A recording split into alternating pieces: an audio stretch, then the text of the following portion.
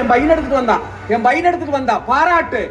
கல்யாணத்துக்கு பின்னாடி அம்மாக்கு எடுத்துட்டு வந்தா முடியாது, மனைவிக்கு எடுத்துட்டு வந்தா அம்மா கோவிச்சுக்கு. இதான் சார் கல்யாணத்துக்கு பின்னால சுதந்திரத்தை ஒவ்வொரு ஆணும் இழந்து கொண்டு இருக்கிறோம். குடும்பத்தை விடுங்க. நானு இன்னைக்கு காலையில புறப்படும் போது சப்பாத்தி சுட்டு இருந்தது. நல்ல கழுக்கு சப்பாத்தி சுட்டு இருந்தது. எனக்கு கொஞ்சம் பல்லு வலி இருக்குது, வேண்டானே. இல்லைங்க நல்ல முருகலா சுடுற, நல்லா தங்க கலர்ல பவுன் கலர்லுக்கு சாப்பிடுவோன்னு நானும் வாங்கி ஆசையா பிக்கிறதுக்கு வட்டல் போட்டு பிக்க முடியலீங்க. அதான் நீங்க சப்பாத்தி உங்களுக்கு இடைஞ்சல நடுவில் பிக்க முடியல. நான் கேட்டேன், ஏமா கொஞ்சம் நல்லா சுடலாம் இல்லன்னு.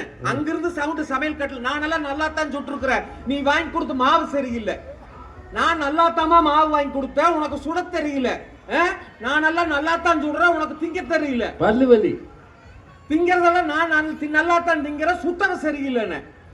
சமையல் கட்டுல இருந்து சத்தம், சுத்தமெல்லாம் நல்லா தான் இருக்கிற, திங்கிறவன் சரியில்லைன்னாப்ல. ஏமா கட்டுன புருஷன் எதிர்த்தா பேசுற, பிச்சு போடுவோம் பிச்சுன்னு. சமையல் கட்டுல இருந்து சத்தம், சப்பாத்தியே பிக்க முடியல, இவன் என்னை வந்து பிக்க போறானாமாச்சு. வாவா ராஜகுமார். நடுவர் அவர்களே, வீட்டுக்கு வீடு வாசப்படி. நடுவர் அவர்களே, ஆமா பயங்கர வாசப்படியா. நீங்க எல்லாம் சப்பாத்தி பிக்க முடியாத ஆளுகெல்லாம் என்னத்துக்கே பேசுறீங்க? இத்தனையும் நடந்துருக்கு. நடுவர் அவர்களே, பக்கத்து வீட்டு அம்மா வந்து கேக்குது, அக்கா அந்த குழுவுல டேலியே ஆக மாட்டேங்குதுக்கா, என்னன்னு கொஞ்சம் பாருக்கான்ச்சு. என் வீட்டு சம்சாரம் சொல்லிச்சு, இந்த குழு கணத்தை டேலி பண்ணிட்டு வரக்கிற, இந்த சப்பாத்தி போட்டுக்கிற கொஞ்சம் திருப்பி போட்டு பாரு அப்படின்ச்சு. நான் சொன்ன வள்ளியூர் போகணுமா, நேரமாச்சுன்னா போனா கிடக்குது, நீ திருப்பி போடு சப்பாத்தியாச்சு. நான் போய் திருப்பி போடணும், அது பாதி கல்லுல பாதி அடுப்புல விழுந்துருச்சு. ஐயோ வந்தா சத்தம் போடுவாளன்னு பயந்துட்டு அவசரம் வந்துட்டாப்புல. குழு கணக்கு கொடுத்துட்டு என்ன பண்ணீங்கன்னாப்புல, சப்பாத்தி திருப்பி போட்டிருக்கிறேன். ஆமா இத்தனை அவசரமா எங்க போறேன்னு. வள்ளியூருக்கு பட்டிமன்றம் பேச போறேன்னு. ஆமா அங்க போய் நீ என்ன கிளிக்கு போற அப்படின்னு. நான் சொன்னேன், அங்க போய் இந்த சமுதாயத்தையே திருப்பி போட போறேன்னு. அந்த மாதிரி சொல்லுது, சப்பாத்தியவே திருப்பி போட முடியல, நீ சமுதாயத்துக்கு போய் திருப்பி போடுறியாங்க. ஏச்சுக்கும் பேச்சுக்கும். நடுவர் அவர்களே, பட்டிமன்றம் இத்தனை வருஷம் பேசிட்டு இருக்கிற மனைவி கண்ணுக்கு நம்ம நல்லவனா தெரியாது. ஏன்னா அவங்க டாமினேஷன்லயே இருக்கணும். புருஷன்மார்களை அடிமையாக வைத்துக் கொள்ள வேண்டும் என்று நினைத்துக் கொண்டிருக்கிறார்கள். இப்படி சொல்லி நிறைவு செய்கிறேன். மனைவிகளுக்கு கோபம் வந்தால் ஒன்னா பாத்திரத்தை தூக்கி எறிவார்கள், இல்லாட்டி கணவன்களுடைய வார்த்தையை தூக்கி எறிவார்கள். கணவனுடைய பேச்சுக்கு மரியாதை இருக்காது. ஆனால் கணவன்மார்கள் மனைவி என்ன சொன்னாலும் மனைவி சொல்ல மந்திரம் என்று எங்களை தாழ்த்தி கொண்டு வாழ்ந்து கொண்டிருக்கிறோம். ஒற்ற வரியில சொல்ற, உங்க மனசாட்சிக்கு விட்டுட்டு சொல்ற, கணவன்கள் சுதந்திரத்தை எதிலே பறிகொடுக்கிறோம் தெரியுமா? நம் வீட்டு சொந்தங்கள் வந்தால் மனைவிமார்கள் செய்கின்ற யோசனை படி பாருங்க. அவங்க வீட்டு சொந்தம் வந்தா மட்டன் குழம்பு, நம்ம வீட்டு சொந்தம் வந்தா மட்டமான குழம்பு. அவங்க வீட்டுக்காரங்க வந்தா சிக்கன் குழம்பு, நம்மளுக்கு தீஞ்சுமான குழம்பு. அவங்க வந்தா மீன் குழம்பு, நம்ம வீடு வந்தா மீதமான குழம்பு. நான் உங்கள் மனசாட்சிக்கு விடுகிறேன். நம்மை சுற்றி இருக்கின்ற உறவுகளை பாருங்கள். 80% மனைவியினுடைய உறவுகள் தான், 20% தான் ஆண்களுடைய கணவன்மான்களுடைய உறவுகள் இருக்கிறது. இதுதான் யதார்த்தமான உண்மை. உறவுகளை துறந்து சுதந்திரத்தை இழந்து திருமணத்துக்கு பின்னால் வாழ்ந்து கொண்டிருப்பது ஆண்களாகிய கணவன்களே, ஆண்களே ஆண்களே என்று சொல்லி வியக்க வைத்த ரசிகர்களை வணங்கிவிட வருகின்றேன். நன்றி வணக்கம். நீங்க மயங்காம இருந்தீங்களே, அதுவே பெருசு. இது வியக்க வைத்த ரசிகர்கள் முடிச்சிட்டாரு. ஆனா அந்த பேச்சினுடைய கடைசியில காரணம் ஒரு சப்பாத்தியில அது சரியா பிக்க முடியல. அதை வெளியில பப்ளிக்கா சொல்லி இருக்க கூடாது. அந்த அம்மா சொல்லி இருக்க, உனக்கு இதே செய்ய தெரியல, நீ போய் வள்ளியூர் பக்கம் என்ன கிழிக்க போறேன்னு கேட்டிருக்காங்க. அந்த வருத்தத்தில் தான் இவ்வளவு தூரம் கை ரெண்டையும் மேலே தூக்கி பேசினார் பாருங்க.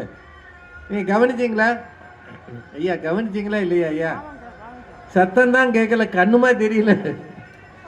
ரெண்டு கை இப்படி மேலேயே வச்சு பேசினார்ல. ஏன்னா வீட்டில் அப்படித்தான் கையை மேலே தூக்கி சரண்டர். இந்த துப்பாக்கியை காட்டினோடனே சரண்டர்னு வாங்கல, அந்த மாதிரி கையை தூக்கியே பழகிட்டார். ரொம்ப பாவம் நாங்க தான். ஏன்னா அந்த சத்தம் கூடிக்கிட்டே இருக்கு. எங்க அவர் கேஷ்வின், எங்க நம்ம தம்பி எங்கேயோ போய் ஒளிஞ்சிட்டாருன்னு நினைக்கிறேன். அவர் தான் என்னை கூட்டிட்டு வந்து அவர் நேரம் சந்தோஷமா இருப்பாருன்னு நினைக்கிறேன். இருக்காரா? எங்க இல்லாட்டி விடுங்க, இப்பவே வண்டி ஏற்றி அனுப்பிடுவோம். போய் மிச்ச சப்பாத்தியை பிக்கட்டும். இப்போ இதுக்கு பதில் சொல்லணும். ரொம்ப கஷ்டமான ஒரு வேலை. ஆனா காலேஜ் பசங்களே சமாளிக்கிறவங்க. கல்லூரியின் துணை முதல்வர் திருமதி ரேவதி சுப்பலட்சுமி, வாங்கம்மா பெண்களே.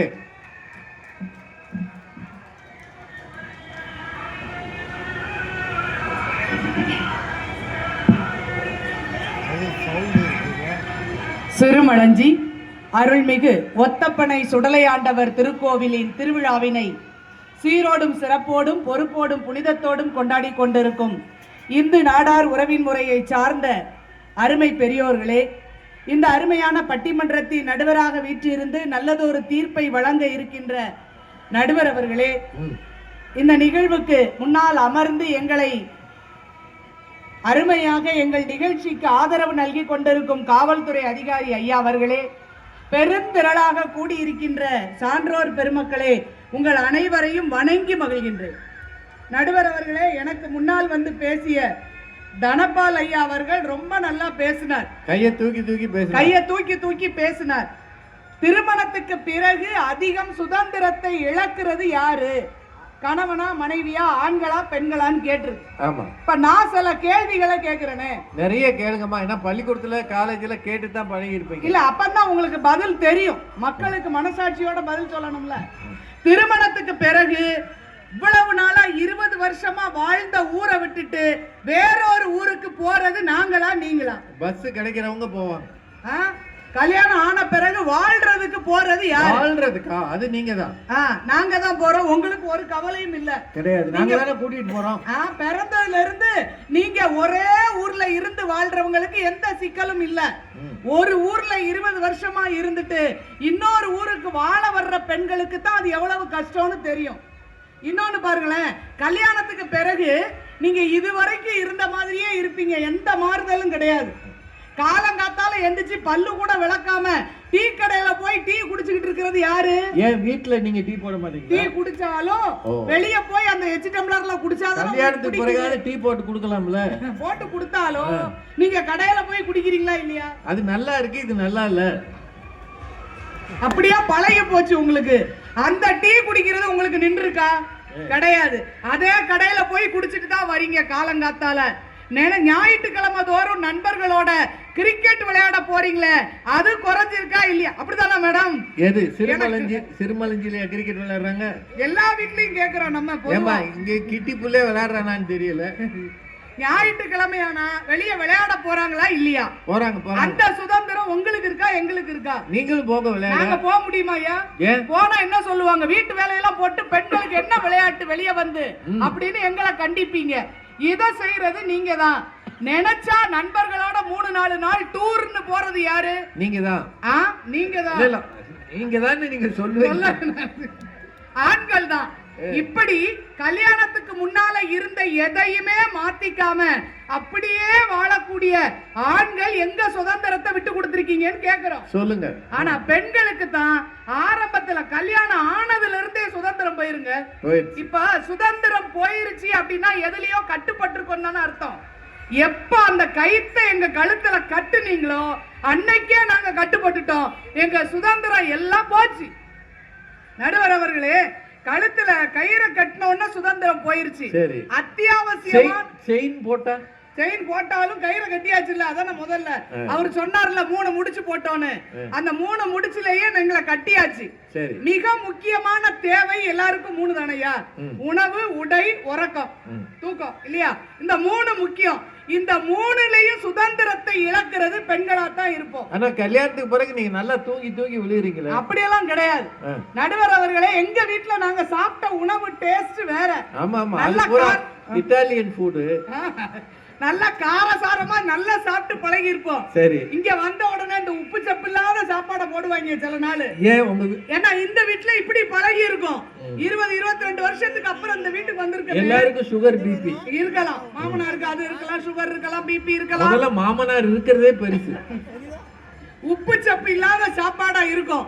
ஆனாலும் நாங்க இத்தனை நாள் சாப்பிட்டு வந்த சாப்பாடை விட்டு கொடுத்துட்டு இங்க சாப்பிட ஆரம்பிக்க பாருங்க எவ்வளவு கஷ்டமா இருக்கும். அதுல சுதந்திரம் போச்சு. ஆனா அப்படி சாப்பிட்டுமே எப்படிமா வெயிட் கூடுது? சாப்பிடாம இருந்தாதான் நடுவர் அவர்களே வெயிட் கூடும். நல்லா சாப்பிட்டா ஒல்லியா தான் இருப்போம். இல்ல உப்பு சப்பு இல்லாம சாப்பிட்டே வெயிட் கூடுச்சுன்னா உப்பு சப்போட சாப்பிட்டா என்ன ஆகும்? ஸ்லிம்மா இருப்போம். நிலக்கதவை மாத்தில வைக்கணும்.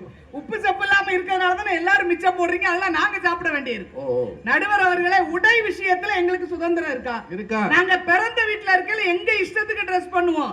ஆனா கல்யாணத்துக்கு பிறகு ஒரு ஜீன்ஸும் டாப்ஸும் போடலாம்னு சொன்னா எங்க மாமியாருக்கு பிடிக்காது. இல்ல அது அந்தந்த வயசுக்கு போடணும். ஒரு அவசரத்துக்கு ஒரு ஆபீஸ்க்கு போக வெளியே போக போட்டா போடக்கூடாது, பிடிக்காது.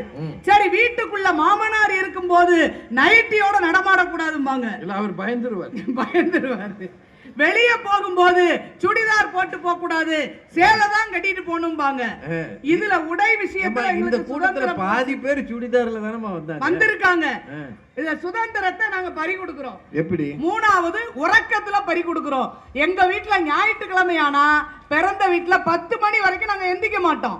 ஆனா கல்யாணத்துக்கு பிறகு முதல்ல அந்த வீட்டுல எந்திக்கிறதே பெண்களா தான் இருப்பாங்க. ஆக 10 மணி வரைக்கும் எந்திரிக்க மாட்டீங்களா? ஆமா, ஞாயிற்றுக்கிழமை கொஞ்சம் தூங்குவோம்ல. இது என்ன பொம்பளை பிள்ளைமா இது? ஐயா, எங்க வீட்டுல எங்களுக்கு அவ்வளவு செல்லம் கொடுப்பாங்க. பிள்ளை வாரம் முழுசு காலேஜுக்கு போகுது, வேலைக்கு போயிட்டு வருது, ஞாயிற்றுக்கிழமை ஆனா தூங்கட்டும்னு தூங்க விட்டுருவாங்க. ஆனா புகுந்த வீட்டுல கல்யாணம் ஆன உடனே எங்களுக்கு தூங்குறதுக்கு கூட சுதந்திரம் கிடைக்காது. முதல்ல எந்திக்க வேண்டியது பெண்கள். அந்த வீட்டுல இருக்கிற பெண்ணு தான்னா எங்களுக்கு எங்க சுதந்திரம் இருக்குன்னு நாங்க கேக்குறோம். ஒண்ணுமே இல்ல. அப்ப உணவு உடை எல்லாத்துலயும் போச்சா? அடுத்து பாத்தீங்கன்னா நடுவர் அவர்களே, மிக முக்கியமான விஷயம், எங்க பிறந்த வீட்டுக்கு நாங்க வாழ்ந்து இத்தனை வருஷம் எங்களுக்கு உயிருக்குயிரா வளர்த்த எங்க பிறந்த வீட்டுக்கு நாங்க நினைச்சா போக முடியுமா? போக முடியாது. அவங்க கூப்பிட்டா தான் போக முடியும். அவங்க கூப்பிட்டு நாங்க போலான்னு ஆசைப்பட்டா கூட வீட்டுல பெர்மிஷன் வாங்கி பரோல்ல போற கைதி மாதிரி தான் போக முடியுமே தவிர சுதந்திரமா எங்க வீட்டுல போய் நாங்க நினைச்ச மாதிரி இருக்க முடியுமா? இருக்க முடியாது. முடியாது. அதற்கான சுதந்திரம் எங்களுக்கு கிடையாது. உங்க அப்பா அம்மாவே வேணாம்ன்றாங்க. அப்படிலாம் இல்ல, அவங்க ஆசையா கூப்பிடுறாங்க, மாமா வந்து இருந்துட்டு போன்னு. ஆனா எங்க வீட்டுல இருந்து முதல்ல வீட்டுக்கு போகணும்னு சொன்னாலே வீட்டுக்காரர் தான் எம்பசி மாதிரி. சரி, அந்த அயல்நாட்டு தூதரகம் முதல்ல அவர்கிட்ட அப்ளிகேஷன் போடணும். அவர் இரு நான் வீட்டுல கேட்டு சொல்றேன் பாரு, மத்திய அரசு அது. அந்த பக்கம் கேட்டு கவர்மெண்ட் பெர்மிஷனை வாங்கி அவரு கொடுத்து அப்புறம் எத்தனை நாள் பரோல்? ஒரு வாரம் நம்ம கேட்டா 3 நாளைக்கு தருவாங்க. அந்த 3 நாளைக்கு நான் போயிட்டு திரும்பி வரணும். ஆனா நீங்க 3 நாள்ல வரமாட்டீங்களே? வருவோம்ல, பயமா இருக்குல்ல? பயம். ஆமா, அவ்வளவு கட்டுப்பாடோடும் அவ்வளவு பயத்தோடும் வாழக்கூடியவர்கள் பெண்களா இருக்கும். நடுவர் அவர்களே, எல்லாத்துக்கும் மேல எங்க வீட்டுல ஒரு விசேஷம் வருதுன்னு வைங்களேன், ஒரு கல்யாணம், என் தம்பிக்கு கல்யாணம், என் தங்கச்சிக்கு ஒரு கல்யாணம், ஒரு காது குத்து, ஏதோ ஒரு விஷயம் நடக்கும். உங்க தங்கச்சிக்கு இப்பவா காது குத்துறா? தங்கச்சி பிள்ளைக்குங்கய்யா, தங்கச்சி வீட்டுல இல்ல, தங்கச்சிக்கு காது குத்துறோன்னே எங்களுக்கு காது குத்துற மாதிரி இல்ல. தங்கச்சி வீட்டுல, தம்பி வீட்டுல ஏதாவது ஒரு யாருக்கோ ஒருத்தருக்கு ஒரு ஆட்டுக்கு கூட காதை குத்துறான். ஏதோ ஒண்ணு நடக்குதுன்னா எங்களை அனுப்பி வச்சிருவீங்களா? இல்ல நடக்காது இல்லையா? அதுக்கு கூட நாங்க தாங்கி தடுக்கி கேட்டு கெஞ்சி கூத்தாடி தான் போக வேண்டி இருக்கு. நாங்க நினைச்ச உடனே அங்க போறதுக்கு எங்களுக்கு அனுமதி இல்லைன்னா என்ன சுதந்திரம் எங்களுக்கு வளர்ந்துருக்கு? நாங்க கிடையாது. எல்லாத்துக்கும் மேல இந்த கோயிலுக்கு வந்திருக்கிற பத்தி பேசுறீங்க இல்லையா? எல்லாரும் கோயில்ல எல்லாரும் கூடி இருக்கிறோம். மனசாட்சியோட சொல்லுங்க, குலதெய்வம் கோயிலுக்கு போகும்போது நாங்க எங்க பிறந்த வீட்டு குலதெய்வத்துக்கு போக முடியுமா? கணவன் வீட்டு குலதெய்வத்துக்கு தான் வர முடியுமா? எந்த சாமி கூப்பிடுதோ அங்க போக வேண்டியது. அந்த சாமி, ஆமா, கணவர் சாமி கூப்பிடுது இல்ல, அந்த சாமி கூப்பிடுறதுனால அவங்க வீட்டு குலதெய்வத்துக்கு தான் நாங்க போக முடியும் என்றால் எங்க இஷ்டப்படி எங்க வீட்டு சாமியை கூட கும்பிடுறதுக்கு எங்களுக்கு அனுமதி இல்லாத நிலையில நாங்க எங்க சுதந்திரமாக வாழ்ந்து கொண்டிருக்கிறோம் அப்படிங்கறத நீங்க சொல்லணும். அதுலயும் அந்த குழந்தை ஒண்ணு பிறந்துருச்சுன்னு வைங்களேன், 1 வருஷத்துக்கு ஹவுஸ் அரெஸ்ட். அது யாருக்கு இருக்கு? கணவனுக்கு இருக்கா, மனைவிக்கு கிடைக்குதா? மனைவிக்கு தான். ஆமா, 1 வருஷத்துக்கு வெளியவே வர முடியாது. அப்படி அதுல நாங்கள் சுதந்திரத்தை இழக்கிறோம். எல்லாத்துக்கும் மேல 2 பேரும் தானே படிக்கிறோம், 2 பேரும் தானே கஷ்டப்பட்டு படிச்சிருக்கோம். கணவனும் சரி மனைவியும் சரி கஷ்டப்பட்டு படிச்சிருக்கோம். கோல்டு மெடல் வாங்கி MA பாஸ் பண்ணி இருப்பா அந்த பொண்ணு.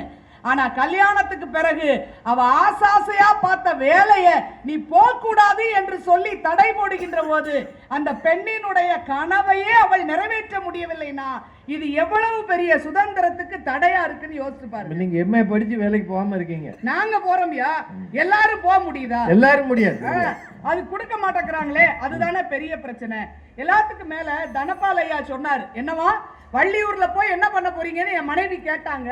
பட்டிமன்றத்துக்கு போறேன்னா என்ன பண்ண போறேன்னு என் வீட்டுக்காரமா கேட்டான்னு சொன்னார்லையா. இவர் நேத்து ராத்திரியே கிளம்பி இன்னைக்கு காலையில வந்துட்டார் பட்டிமன்றம் பேசுறதுக்கு. ஆனா ஒரு ஆண் நினைச்சா எப்பவும் கிளம்பி எங்கேயும் போலாம். ஆனா பெண்கள் பட்டிமன்றத்துக்கு வர்றவங்க அப்படி வர முடியுமா? இல்ல இல்ல, நினைச்சா வர முடியுமா? வீட்டுக்காரர் ஒரு இடத்துல உட்கார வச்சுட்டு தான் வரணும். அவங்க வீட்டுல வேண்டியவங்களுக்கு எல்லாருக்கும் எல்லாம் செஞ்சு வச்சுட்டு எல்லாம் பண்ணி வச்சுட்டேன், நான் பட்டிமன்றம் போயிட்டு வரட்டா அப்படின்னு கேட்டு கெஞ்சி தான் அனுமதி வாங்கிட்டு வெளியே வர வேண்டியது. ஒவ்வொரு முறையும் ஒவ்வொரு கேட்காம வர முடியுமா? வர முடியாது. திரும்ப வீட்டுக்குள்ள போக முடியாது. அதை கேட்டுக்கொண்டுதான் வருகிறோம் என்றால் அதிலும் எங்களுடைய சுதந்திரம் பறிபோகிறது. கட்டுப்பட்டு தான் வாழ்ந்து கொண்டிருக்கிறோம். எல்லாத்துக்கும் மேல நினைச்சு பாருங்க, அண்ணன் தம்பி வீட்டுல, எங்க வீட்டுல ஒரு விசேஷத்துக்கு மொய் செய்யனா கூட நாங்கள் வீட்டுக்கு தெரியாமத்தான் கொஞ்சம் பார்த்து செய்ய வேண்டி இருக்கிறதே தவிர செய்யறோம்ல, வீட்டுக்கு தெரியாம மாட்டீங்க. வீட்டுக்கு தெரியாம அப்புறம் என்ன சுதந்திரம் போச்சு? தெரியாமன்னா கொஞ்சம் தானே செய்ய முடியுது, தெரிஞ்சு செஞ்சா பெருமையா செய்யலாம்ல. இந்த வீட்டையே அங்க எழுதி கொடுத்துட வேண்டியதானே? வீட்டை எழுதி கொடுக்கிற அளவுக்கு ஐயா செய்ய போறோம். அவங்க ஒரு 20,000 செஞ்சாங்கன்னா ஒரு 25,000 நம்ம திருப்பி செய்வோம்னு சொன்னா அதெல்லாம் வேண்டாம், 5,000 போதும் அப்படிங்கிறது. அப்ப நம்ம அங்கங்க பண்ணி கஷ்டப்பட்டு ஒரு 5,000 சேர்த்து போட்டு நம்ம செய்ய வேண்டி இருக்குன்னா எங்கள் வீட்டுக்கு எந்த அளவிலும் நன்மை இல்லாத எங்களுக்கு ஒரு கட்டுப்பட்டு இருக்கிற வாழ்க்கை, உணவிலும் உடையிலும் உறக்கத்திலும் சுதந்திரம் இல்லை, நினைத்த இடத்துக்கு போய் வர முடியாத சூழல் என்ற நிலையில் திருமணத்துக்கு பிறகு அதிகம் சுதந்திரத்தை பறிகொடுப்பவர்கள் ஆண்களை விட பெண்களே என கூறி வாய்ப்புக்கு நன்றி பாராட்டி விடைபெறுகிறேன். நன்றி, வணக்கம்.